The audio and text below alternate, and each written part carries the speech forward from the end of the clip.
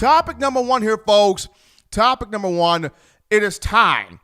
It is time to include DeVonta Smith in the Heisman conversation. It is time to put Smitty, it is time to put Silky Smooth 6 into the Heisman talk here when it comes to Alabama football and college football in general. Now, legitimately, Alabama would have and should have 4 Heisman contenders when you discuss Mac Jones, DeVonta Smith, Najee Harris, and Jalen Waddle. Unfortunately, Waddle got hurt, so now Alabama has 3 legitimate Heisman contenders when you discuss Mac Jones, Najee Harris, and DeVonta Smith. And while Mac Jones is thoroughly deserves all the credit, all the praise that he has gotten because he has had an incredible year, most definitely he should be in the Heisman conversation, absolutely. The same thing for Najee Harris.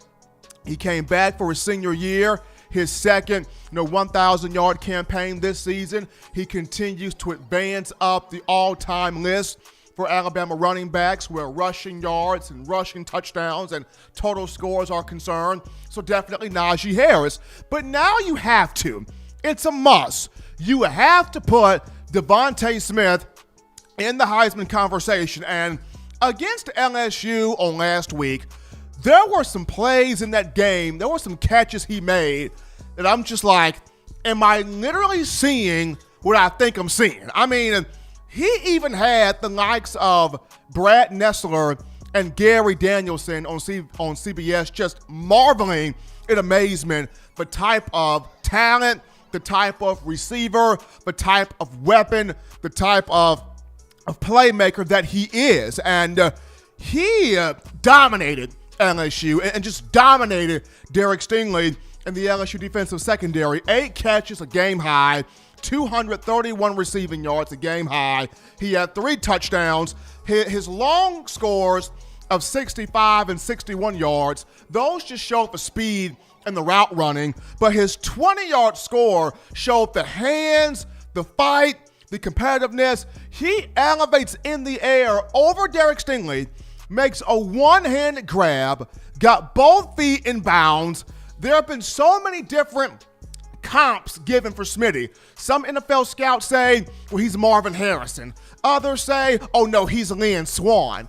Others say there's some Randy Moss in there. There have been a lot of comparisons being thrown out there on DeVonta Smith. And what's crazy is, as many legendary players that have come through this Alabama program upon discussing guys like Ozzie Newsome, players like David Deuce Palmer, players like Julio Jones. You wonder if Nick Saban did not get the yes from Julio Jones back in 2008. Do we know Saban as the elite recruiter he is today? Probably not. We've seen legends like Amari Cooper come through this program.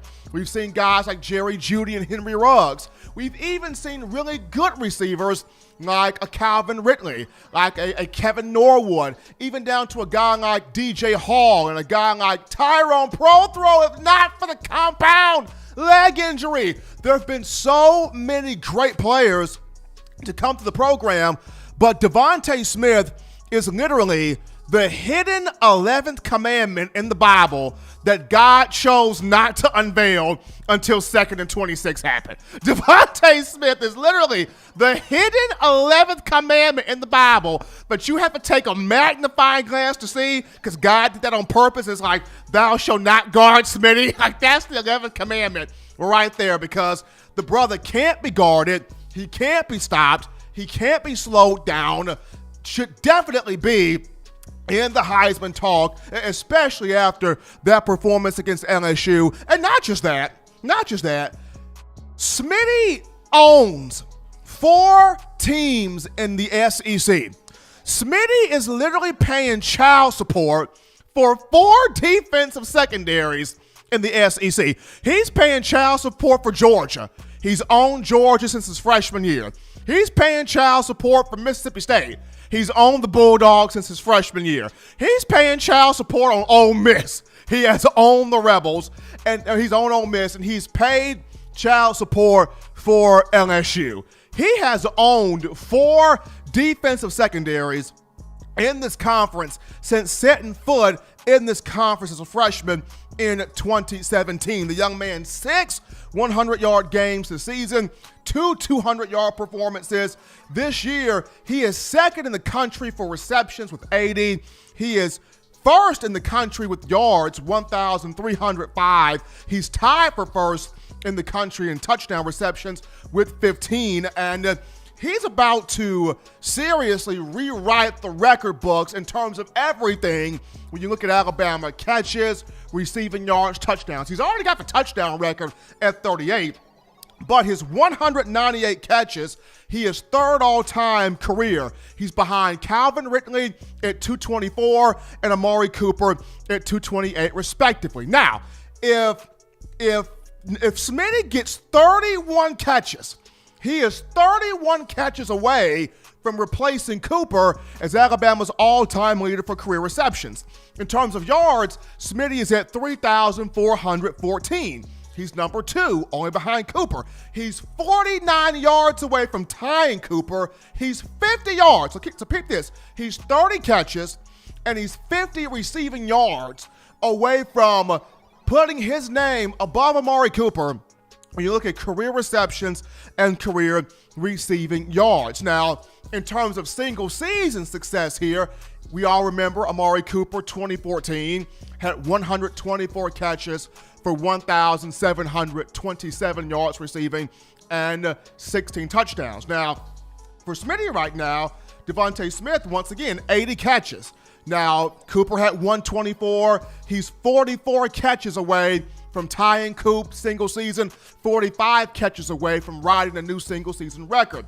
His 1,305 yards in terms of Smitty, he is 422 yards away from tying Coop at that 1,727, but he's 423 yards away from taking the lead over Coop. He's 1 touchdown away from tying Coop, Smitty with 15, Cooper with 16. He's 2 touchdowns away from surpassing Coop for the single season marks here. And Smitty right now, 1 more game left in the regular season, which that's against Arkansas, but potentially he's looking at 4 games. The matchup with Arkansas, the SEC championship meeting with Florida, and then 2 games here in the college football playoffs. So potentially Smitty has 4 games to rewrite history and put his name above everybody else when you look at college football. Folks, this is incredible. And you got so many people right now saying, well, the talent's down there at Florida, they're better than, they should have more say in this conversation than Smitty has, the receivers down there where the Florida Gators are concerned. Florida Gators have some good weapons. They do. They have some nice weapons. But at the same time, none of those guys own 4 defensive secondaries in the SEC.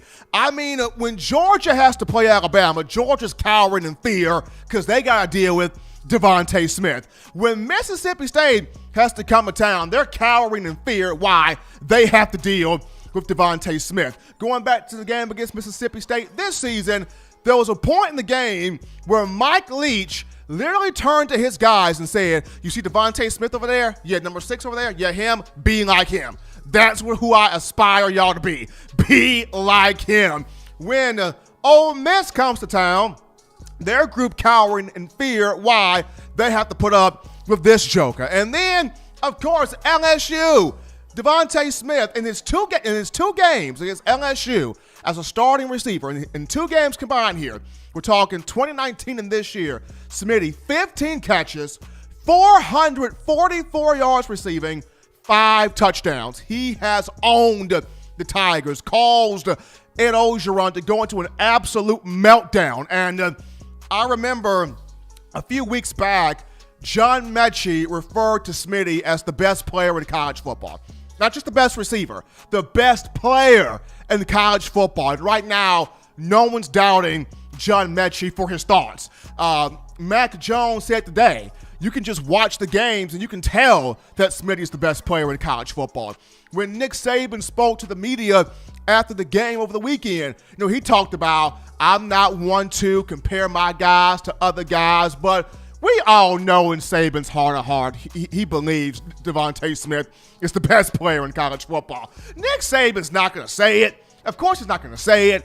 But in his heart of hearts, he knows Devontae Smith is the best player in college football. I mean, it doesn't matter if he's lined up at the X, flanker, at the split end position, whether he's lined up in the slot, whether he's lined up at the Z, the flanker spot. You have to keep an eye on him. And as much as college football hurts not to have Jalen Waddle, as much as it pains college football not to have Waddle right now, it is more proud of being able to watch the full maturation and development of Smitty from 2nd and 26 to this very moment. Because, like you guys mentioned, if he would have just been recognized for 2nd and 26, and that was all he did, then Smitty would be considered still a legend. But because he has transformed himself to be even more than that, put him in the Heisman conversation. It's time to start Smitty for Heisman. Let's get it going right now. Thank you for watching Touchdown Alabama Magazine's YouTube channel. To continue to get the best in Alabama football content, subscribe here and turn on your notifications to stay connected with the hottest shows covering your Crimson Tide.